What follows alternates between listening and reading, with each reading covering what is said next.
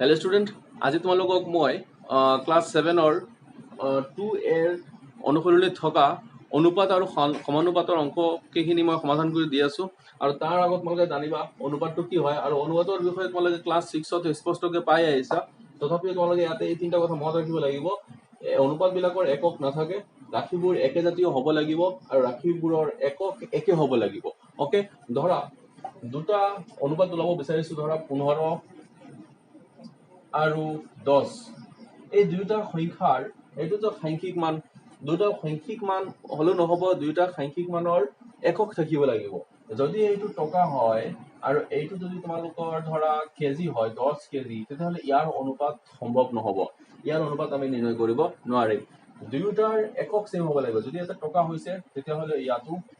টকা হ'ব লাগিব তেতিয়াহলে ইয়াৰ অনুপাত আমি নিৰ্ণয় কৰিব পাৰিম যদিও টকা নহলে যদিও এটা পইচা হয় যদিও পইচা হয় তথাপিও ইয়াৰ অনুপাতটো সম্ভৱ হ'ব কাৰণ আমি টকাৰ পৰা পইচা লৈ কনভাৰ্ট কৰিব পাৰি বা পইচাৰ পৰা টকা লৈ আমি কনভাৰ্ট কৰিব পাৰি ওকে তো গতিকে ৰাশিবোৰ একে জাতীয় হ'ব লাগিব দুইটা পইচা বা টকাৰ কথা আলোচনা কৰা হৈছে ধনৰ কথা উল্লেখ কৰা হৈছে ইয়াত দুইটা ধনৰ কথা উল্লেখ কৰা হৈছে মানে একে জাতীয় হয় ৰাশিবোৰ একক একে হ'ব লাগিব যে দুইটাৰ একক এতিয়া বৰ্তমান পৃথক হৈ আছে কিন্তু আমি যেতিয়া একক নিৰ্ণয় কৰিম আমি 10 পইচাক আমি টকাত পৰিৱৰ্তন কৰিব পাৰিম বা 15 টকাক আমি পইচাত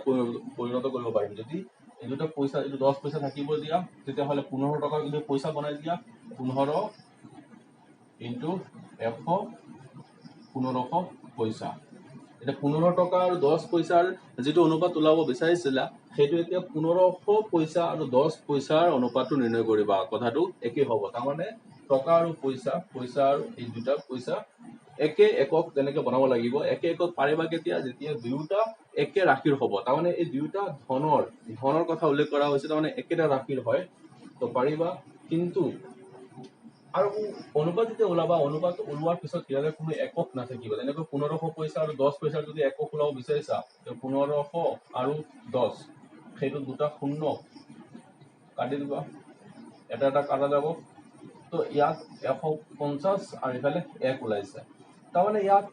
এইটো অনুপাত ওলালে কিন্তু এই অনুপাতৰ কোনো একক নাথাকিব কাৰণ ইয়াতে 1500 পইচা আছিল ইয়াতে 10 পইচা আছিল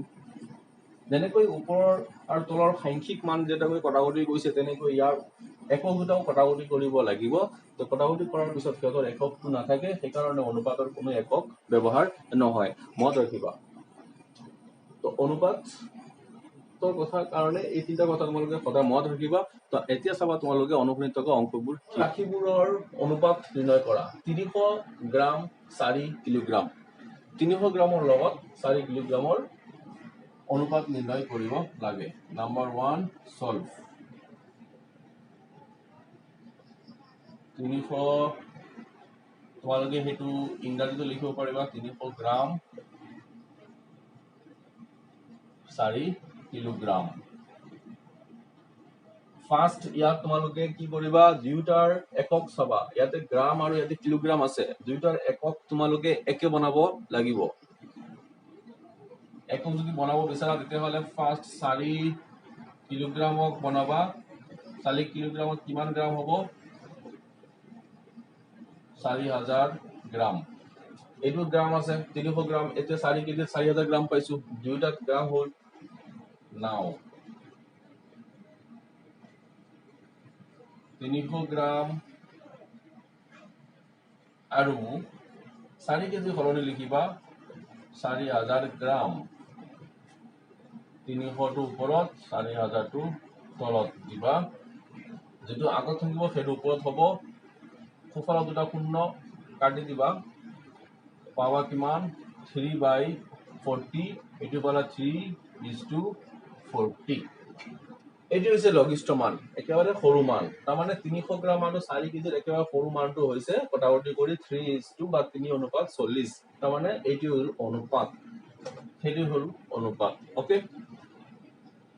এতিয়া নাম্বাৰ 2 275 মিলিলিটাৰ আৰু 2 লিটাৰ 275 মিলিলিটাৰ আৰু 2 লিটাৰ ইয়াৰ অনুপাত নিৰ্ণয় কৰিবলৈ হলে তোমালোকে প্ৰথমত চাবা ইয়াতে মিলিলিটাৰ আৰু ইয়াতে লিটাৰ আছে, এফালে মিলিলিটাৰ আৰু আনফালে লিটাৰ, দুয়োটাৰ একক একে বনাবা। তেতিয়াহ'লে তোমালোকে প্ৰথমত 2 লিটাৰটোক মিলিলিটাৰ বনাবা, 1000 মিলিলিটাৰে হয় 1 লিটাৰ। তো গতিকে 2ৰ লগত 1000 পূৰণ কৰিবা,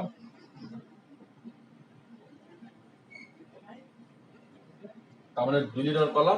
2000 মিলিলিটাৰ। এতিয়া তোমালোকে অংকুৰোধ কৰিবা 275 মিলিলিটাৰ আৰু 2000 মিলিলিটাৰ ইকুৱেল টু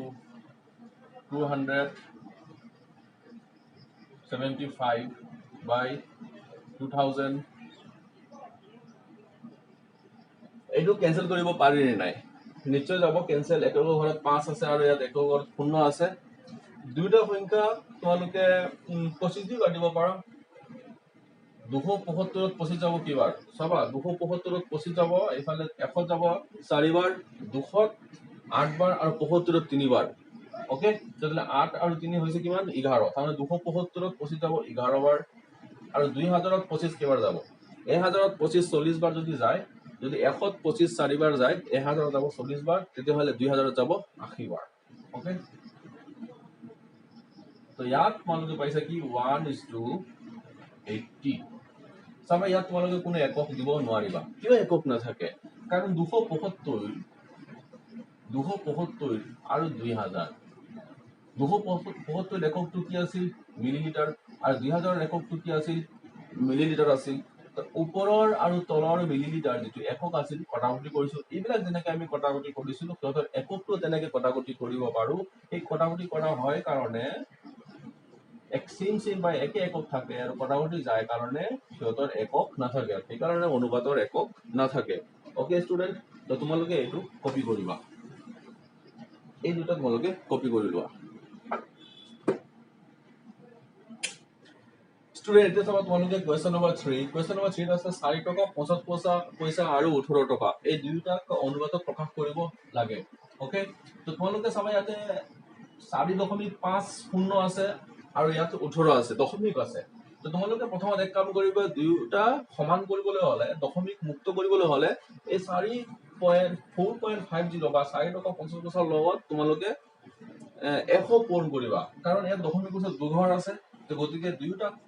পক্ষত 100 বা সমান সংখ্যক মান সমান সংখ্যা এটা পূৰণ কৰিবা। তেতিয়া তোমালোকে চাবা ইয়াত দশমিকটো উঠি যাব। তো সমান সংখ্যা হিচাপে মই কি পূৰণ কৰিম? 100 পূৰণ কৰিম 4.50 ইনটু 100 কি হ'ব? এইটো 450 টকা। তোমালোকে এইবিলাক পাইছে চাগে। দশমিক উঠাবলৈ হলে দশমিকৰ পিছত যদি বা দশমিকটো বা সংখ্যাটো যদি দুঘৰি থাকে, তেতিয়াহ'লে তোমালোকে দুটা শূন্য থকা 100 পূৰণ কৰিবা। যদি সংখ্যাটো এঘৰি থাকে তেতিয়াহ'লে তোমালোকে 10 পূৰণ কৰিবা।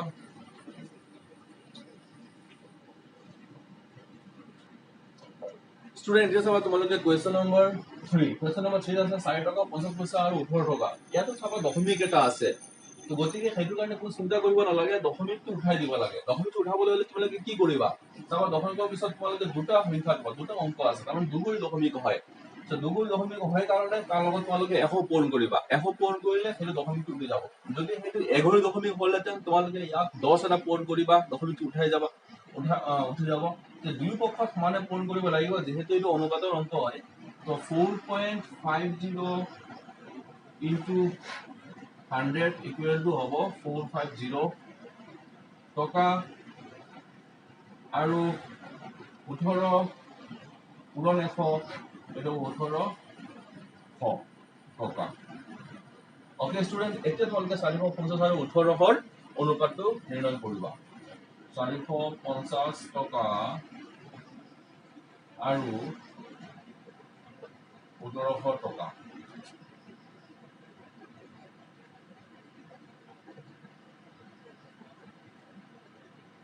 চাবা ইয়াতে সুফল এটা শূন্য, এইটো সুফল শূন্য কাটি দিয়া। এইটোত 5 দি কাটিবা, 5 9 গুণ 45, এইটোত 5 দি কাটিবা, 18 5 3 গুণ 15 আৰু থাকিল 3 6 5 6 গুণ 30 3 দি কাটিবা 3 3 গুণ 9 3 দি কাটিবা 12 3 দি কাটিবা 1 3 দি কাটিবা 4 ওকে তো তোমালোকে কটাকটি কৰি একদম সৰু মানটো কি পাইছা একেবাৰে সৰু মানটো পাইছা 1:4 তাৰ মানে 400 টকা আৰু 1800 টকাৰ বা 4.50 আৰু 18 এই দুটা অনুপাতটো হৈছে 1:4 ওকে স্টুডেন্ট এইটো হৈছে এনসার তোমালোকে এইটো কপি কৰি লবা তাৰ পিছত চাবা কোৱেশ্চন নম্বৰ 4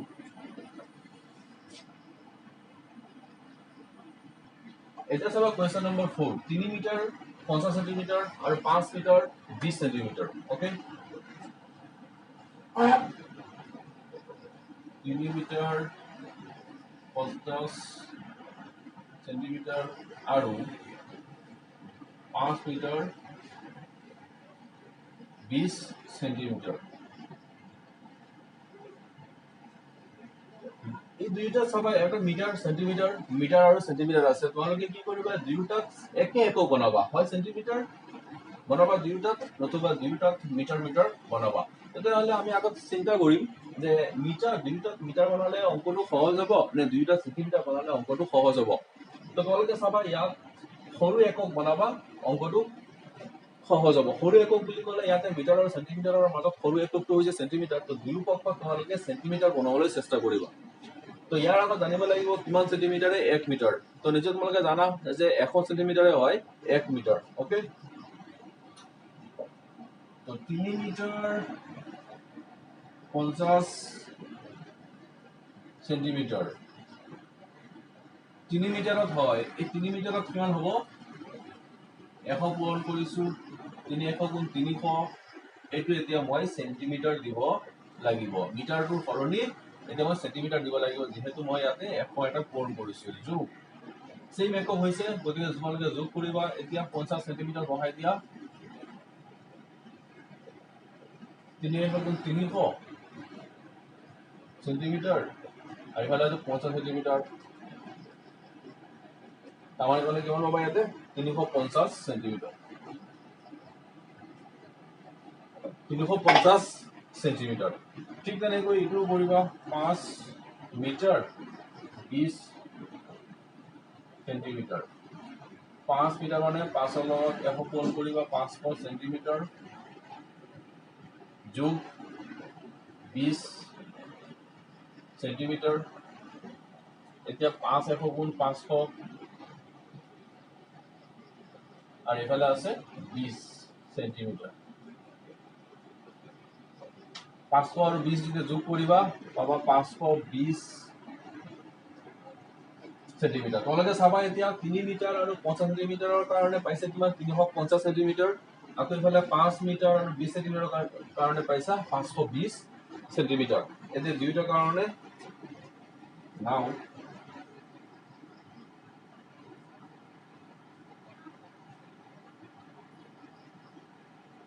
350 সেন্টিমিটাৰ আৰু 520 সেন্টিমিটাৰ 350 520 সোঁফালৰ দুটা শূন্য কাটিবা ওপৰ আৰু তলৰ এতিয়া 35 আৰু 52 কটাকটি কৰিব পাৰি নে নাই তোমালোকে চাবাচোন গতিকে তোমালোকে ইয়াত 35 আৰু 52 কটাকটি নাযায় গতিকে শূন্য দুটা কাটিবা আৰু ইয়াত চাবা 35 আৰু 52 আছে 35 আৰু 52 কটাকটি নাযায় সো গতিকে এই দুইটাৰ কাৰণে পাবা 35:52 এইটো হৈছে এনসাৰ তাৰ মানে 350 আৰু 520 ৰ অনুপাতটো হৈছে 35:52 এতিয়া আছে কোৱেশ্চন নম্বৰ 5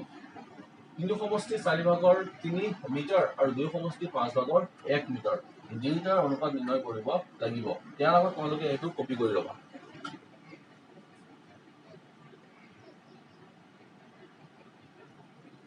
এটা চাবা কোৱেশ্চন নম্বৰ 5 তিনিটো সমষ্টি 4 ভাগৰ 3 মিটাৰ আৰু দুই সমষ্টি 5 ভাগৰ 1 মিটাৰ ইয়াৰ কাৰণে কি কৰিব লাগিব চোৱা প্ৰথমত তোমালোকে সমষ্টিটো ভাঙিব লাগিব 4 গুণ 12 আৰু 3 যোগ কৰিবা 3 15 মিটাৰ আৰু এইফালে আছে দুই সমষ্টি 5 ভাগৰ 1 5 গুণ 10 আৰু 1 11 মিটাৰ ওকে এতিয়া কি উলিয়াব লাগে তো এইফালে আছিল 3 সমষ্টি 4 ভাগৰ 3 কাৰণে পাইছা 4 ভাগৰ 15 আৰু 2 সমষ্টি 5 ভাগৰ 1 কাৰণে পাইছা 5 ভাগৰ 11 মিটাৰ এতিয়া এই দুয়োটা ৰাশিৰ অনুপাত নিৰ্ণয় কৰিবা মনলৈ চোৱা তো লিখিবা 15/4 মিটাৰ আৰু 11/5 মিটাৰ ইকুৱেল টু 15/4 অনুপাত 11/5 এনেকৈ ভগ্নাংশৰ থাকিলে হৰ আৰু লবযুক্ত হৈ থাকিলে তোমালোকে তাৰ অনুপাতটো কি ধৰণে নিৰ্ণয় কৰিব লাগিব জানা দুয়োটা হৰ চাবা তোমালোকে দুয়োটা হৰ কি আছে 4 আৰু 5 এই 4 আৰু 5ৰ লসাগু নিৰ্ণয় কৰিব লাগিব 4 আৰু 5ৰ লসাগু কি হ'ব চাবা ইয়াতে 5 হৈছে এটা মৌলিক সংখ্যা আৰু 4টো হৈছে এটা যুগ্ম সংখ্যা তো এই দুইটা সংখ্যা পূৰণ কৰিবা তেতিয়া লসাগু পাবা কিমান 20 তেনেহলে দুইটা সংখ্যাৰ লগত 5/4 ভগ্নাংশৰ লগত 20 পূৰণ কৰিবা আৰু 11/5 ভগ্নাংশৰ লগত আকৌ 20 এটা পূৰণ কৰিবা যদি পূৰণ কৰিছা তেতিয়া কটাকটি কৰিবা আকৌ 20ত 4 যাব 5 বাৰ 5 পুনৰ গুণ হ'ব 75 আৰু 5 20 20ত 5 যাব 4 বাৰ 4 11 গুণ হ'ব 44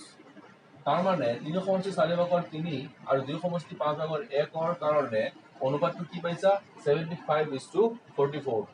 ইংৰাজীত অনুপাতক ইজটু বুলি কয় আৰু অসমীয়াত অনুপাত বুলি কয় ওকে কপি কৰি লোৱা স্টুডেন্ট এটা চাবা তোমালোকে কোৱেশ্চন নম্বৰ 2 অনুপাতবোৰ সৰল কৰা নম্বৰ 1 আছে 4 কিলোমিটাৰ 2 কিলোমিটাৰ 500 মিটাৰ 4 কিলোমিটাৰ অনুপাত 2 কিলোমিটাৰ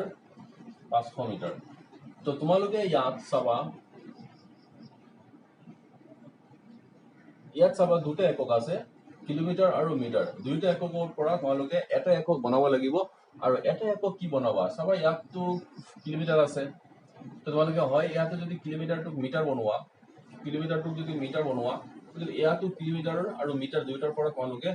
মিটাৰ বনাব লাগিব ওকে যদি ইয়াতে তোমালোকে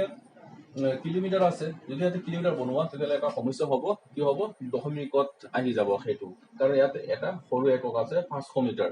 গতিকে এইটো দশমিকত আহি যাব 2.5 যেটো আকৌ সমস্যা হ'ব পাৰে তো গতিকে তোমালোকে দুয়োটাক মিটাৰ বনাবা অংকটো সহজ হ'ব সো মিটাৰ বনাবলৈ কি কৰিব লাগিব 4 কিলোমিটাৰ মানে 4000 মিটাৰ 2 কিলোমিটাৰ 500 মিটাৰ মানে 2 পূৰণ 1000 মিটাৰ যোগ 500 মিটাৰ হেতু পাবা 2000 মিটাৰ যোগ 500 মিটাৰ ইকুৱেল 2500 মিটাৰ এতেকে 4 কিলোমিটাৰ কাৰণে আছিল 4000 মিটাৰ আৰু এফালে পাইছা 2500 মিটাৰ দুটা শূন্য কাটি দিবা আকৌ এইটো যাব তোমালোকৰ 5 দি 5 গুণ 40 5 দি দিবা 5 5 গুণ 25 8:5 8 অনুপাত 5 তো 4 কিলোমিটাৰ আৰু 2 কিলোমিটাৰ 500 মিটাৰৰ কাৰণে অনুপাতটো হৈছে 8 অনুপাত 5 তো চাবা কোৱেশ্চন নম্বৰ 2 3 ঘন্টা 40 মিনিট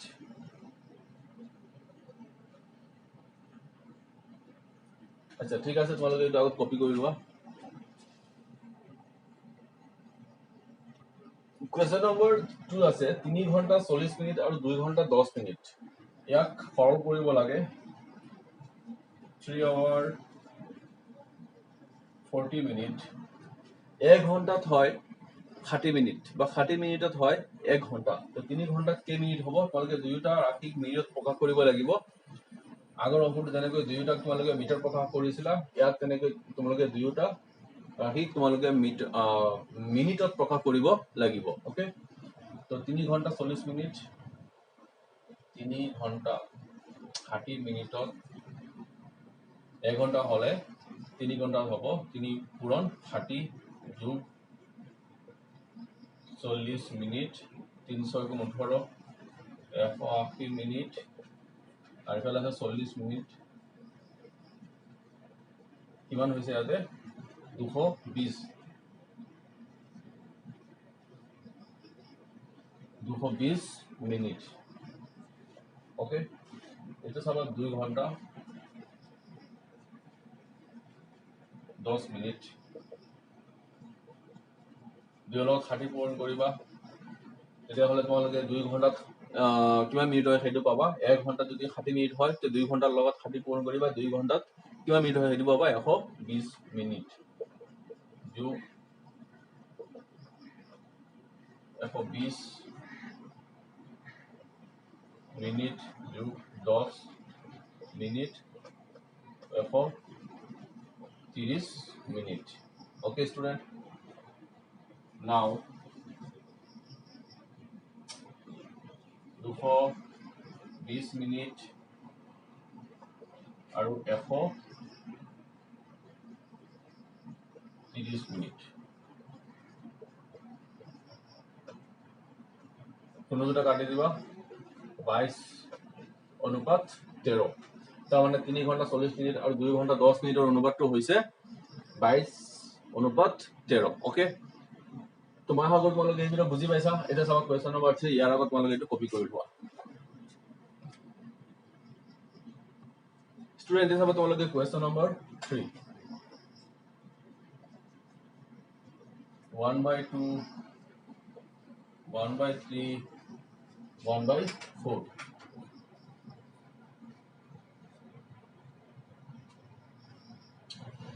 তো ইয়াত এই তিনিটা ৰাশিৰ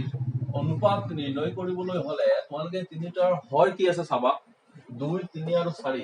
2 3 আৰু 4 ৰ এই হৰ তিনিটাৰ লসাগুটো নিৰ্ণয় কৰিব লাগিব তো 2 3 4 লসাগুটো কি হয় ইয়াতটো লসাগু হ'ব 12 হ'ব তো তোমালোকে কেনেকৈ ওলাবা এনেকৈ ওলাই ল'বা 2 3 আৰু 4 2 1 2 3